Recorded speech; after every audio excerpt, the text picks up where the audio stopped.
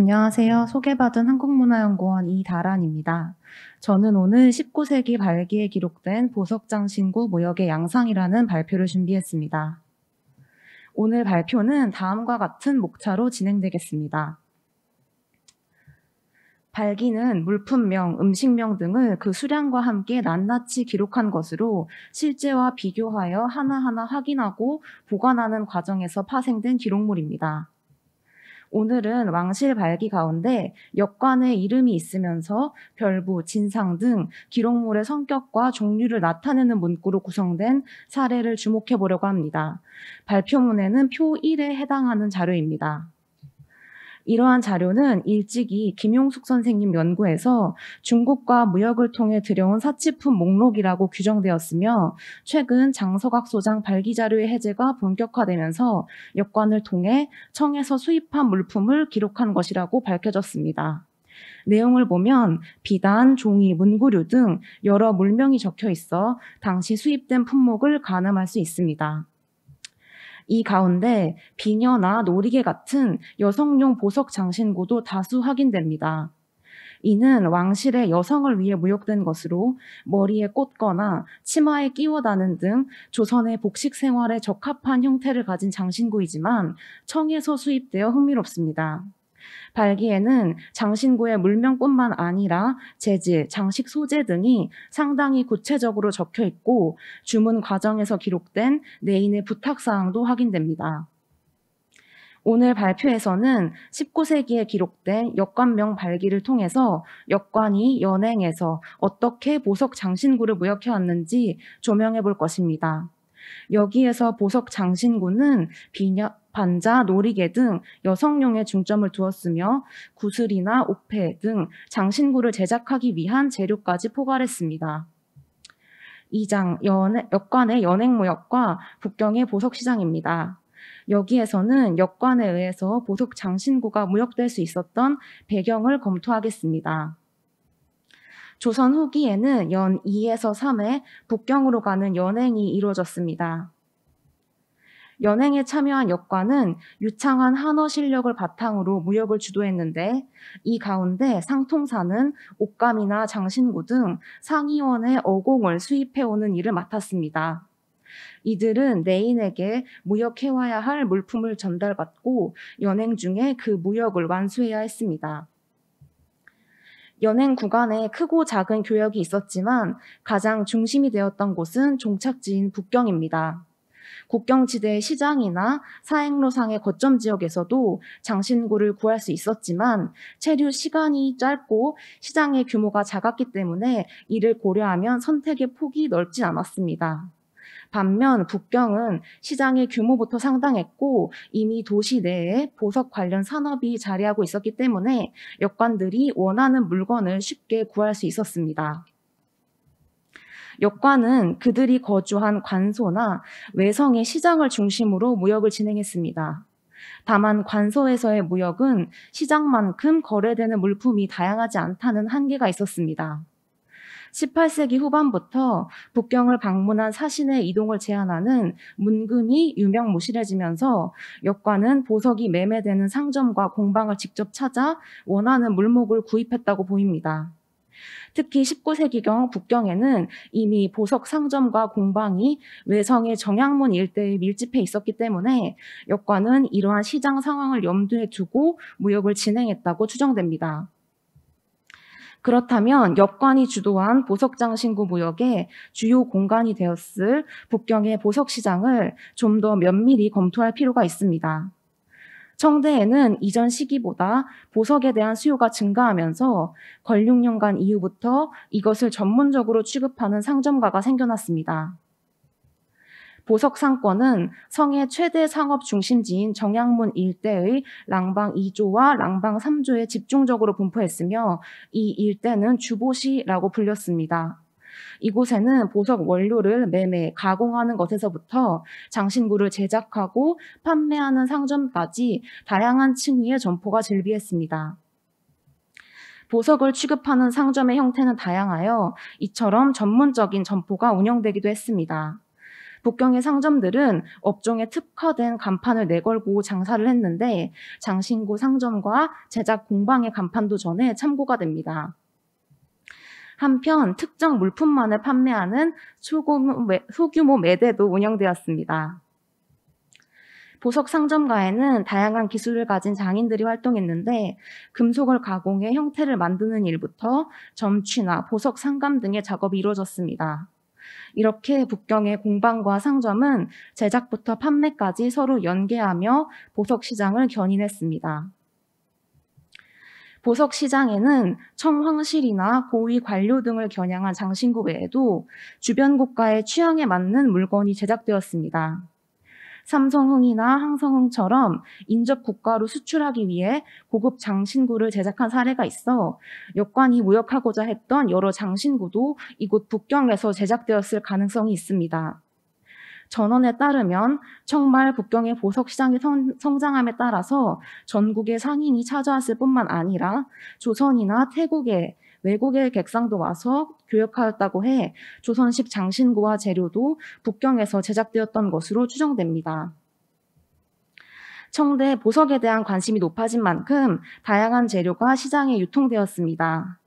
천연 원석은 기존의 교역망을 통해 북경으로 유입되었는데 대표적으로 사천이나 신강 지역의 옥은 해당 지역의 회족 상인이 북경으로 옮겨왔습니다. 진주의 경우 바다 또는 강에서 채취되었는데 천연 진주 외에도 인공적으로 키워낸 담수 진주나 흙으로 만든 모조 진주도 유통되었습니다. 만호나 수정 등은 일찍이 중국 내에서 충분량이 산출된 것으로 보이며 동남아 지역에서도 무역을 통해 갖은 보석류가 유입되었습니다. 하지만 이런 천연 보석들은 산출되는 양이 적고 고가이기 때문에 상인들은 재료를 중고로 구매해서 당시 유행에 맞는 장신구로 재가공해 판매하기도 했습니다. 한편 청대 유리 제조업의 발전에 힘입어 유리재 모조 보석이 널리 쓰이게 됩니다.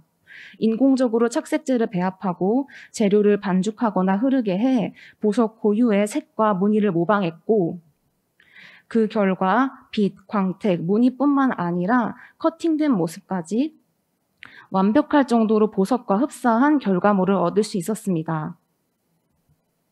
대표적으로 청대 유리 제조업으로 유명한 박산에서는 장신구나 재료로 쓰이는 구슬이 제작되었는데 일상생활 전반에 사용되는 기물과 더불어 비녀, 귀걸이 등 장신구가 유리로 제작되었음을 알 수 있습니다. 유리로 만들어진 모조 보석의 외관은 일견 천연 보석과 동일하지만 가격은 훨씬 저렴하다는 장점이 있어 청대 늘어난 민간의 보석 수요에 부응하며 애용되었습니다. 이 장에서는 19세기 역관을 통해 청에서 보석 장신구가 수입될 수 있었던 배경을 살펴보았습니다. 연행에 참여한 역관은 왕실에서 필요로 했던 상의원의 어공을 수입하는 일을 맡았습니다. 연행의 목적지 북경에는 건륭제 이후 대규모의 보석 시장이 형성되어 있었고 제작부터 판매에 이르는 전 과정이 도시 내에서 이루어졌습니다. 특히 청나라 밖에 인접 지역의 취향에 맞는 장신구를 제작하는 점포가 존재해 국제적인 성격을 띠기도 했습니다. 역관에게 주문한 왕실 여성용 장신구와 보석 재료 역시 북경에서 제작되어 조선으로 수입되었다고 정리할 수 있습니다. 다음은 3장 발기에 기록된 수입 보석 장신구의 종류와 재질입니다. 역관의 이름이 확인되는 발기는 내인들이 역관에게 물품을 주문하기 위해 작성한 것과 역관들이 무역 후 물품을 납입할 때 작성한 것으로 나뉩니다. 두 종류의 발기에는 모두 무역되었거나 또는 무역되어야 할 각종 보석 장신구와 재료들이 나열되어 있습니다. 특히 내인이 작성한 발기에는 구체적인 주문 방식과 유의사항이 전하여 흥미롭습니다. 이번 장에서는 발기에 기록된 물명을 바탕으로 수입 보석 장신구의 종류, 장식 소재, 재질을 정리하면서 부가적으로 기록된 주문 방식과 품질 등의 문제도 함께 검토하겠습니다. 역관에 의해 무역된 여성용 보석 장신구는 종류에 따라서 머리를 장식하는 두식과 손이나 몸에 폐용하는 폐식으로 나뉘고 이 외에도 판형, 상형, 구슬 등 재료도 확인됩니다. 먼저 두식을 살펴보겠습니다. 발기 기록 중 가장 종류가 풍부한 것은 잠이나 입식과 같이 머리에 꽂아서 쓰는 비녀류입니다.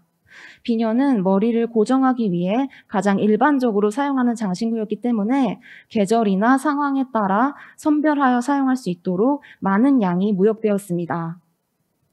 왕실의 행사가 있을 때 특별히 하는 대수에도 대중소 크기의 잠과 세워서 꽂는 입식, 반자 따위가 올려졌는데 이러한 쓰임을 염두에 두고 다량의 비녀류가 동시에 마련되기도 했습니다. 폐용하는 장신구로는 놀이개와 장도, 지환, 이환 등이 있습니다. 이 가운데 많은 비중을 차지하는 것은 놀이개와 그 부속구입니다.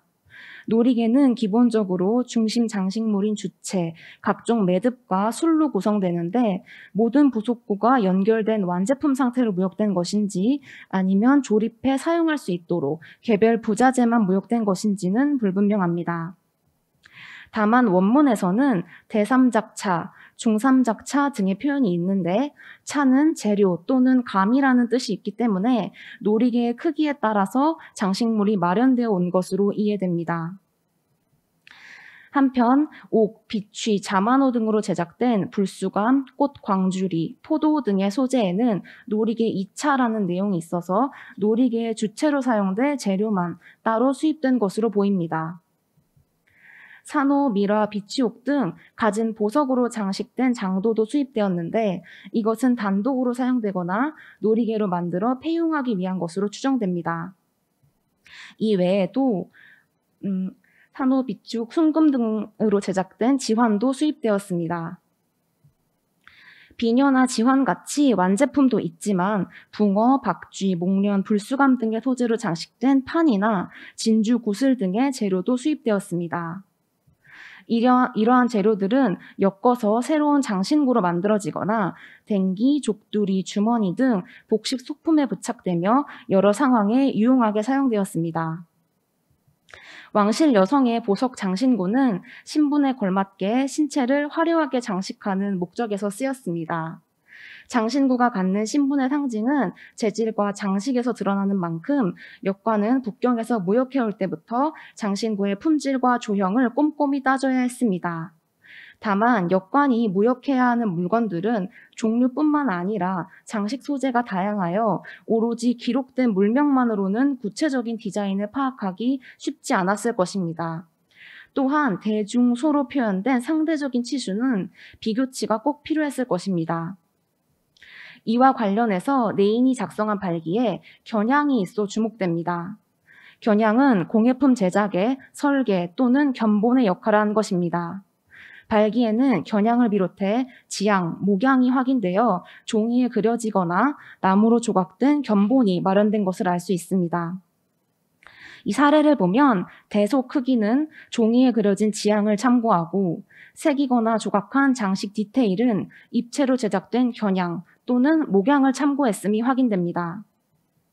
이처럼 레인은 역관에게 겨냥을 참고하여 무역하기를 부탁한 것입니다. 겨냥은 말이나 글로 온전히 전달되기 어려운 크기, 세부 장식 등의 정보를 시각적으로 구현한 것이고 역관은 구매의 일을 참고한 것입니다. 장신구 무역에 포함된 겨냥은 크게 두 가지 목적에서 준비된 것으로 짐작됩니다.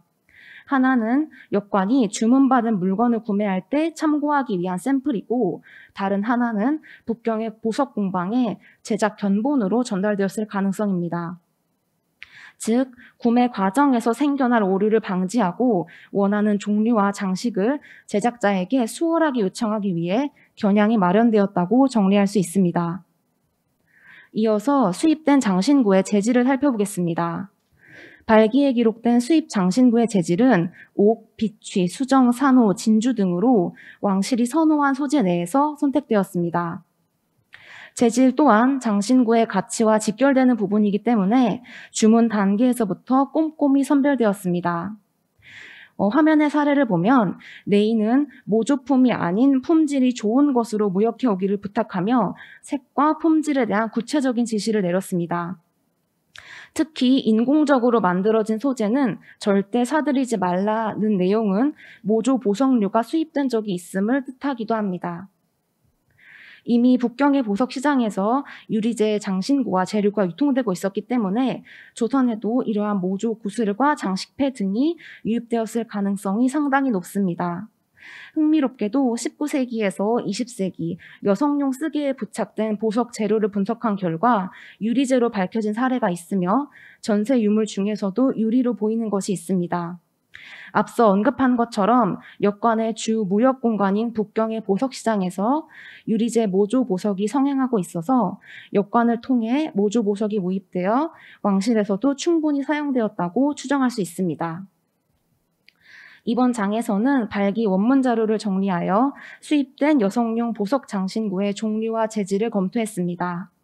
머리에 꽂는 두식을 비롯해 몸에 차는 패식이 수입되었고 동물, 식물, 문자 등에 걸쳐 폭넓은 소재로 장식된 재료도 확인됩니다. 역관이 무역해온 장신구는 상위원 어공으로 품질이 빼어나고 장식이 화려한 것으로 특별히 선택되어야 했습니다. 따라서 네인들은 구체적인 요청사항을 적어 전달했으며 물건의 크기, 형태, 장식 등을 참고하기 위한 겨냥이 마련되었습니다. 발기의 보석 재질을 검토하면 옥, 비취, 진주, 산호 등으로 왕실 내에서 선호하던 재질이 무역되었으나 다만 모두가 원석은 아니고 유리재 모조 보석이 포함되었으리라 추정했습니다. 마지막으로 발표의 내용을 정리하겠습니다. 이번 발표에서는 그동안 활용되지 않았던 왕실 기록물인 발기를 통해 조선 후기 보석장신구 무역의 새로운 측면을 조명하고자 했습니다. 선행 연구에서 밝혀진 역관 관련 발기의 성격을 바탕으로 19세기 왕실에서 사용된 보석 장신구와 재료가 연행을 통해 마련되었음을 확인했고 특히 조선식 장신구가 외국의 공방에서 제작되어 온 정황을 파악하여 조선 후기 공예품 제작의 공간적 범위를 확장시킬 수 있었습니다. 발기는 궁녀와 역관 등 실무자에 의해 작성된 기록물로 여기에 전하는 물명은 다른 자료에서는 쉽게 확인되지 않는 흥미로운 정보입니다.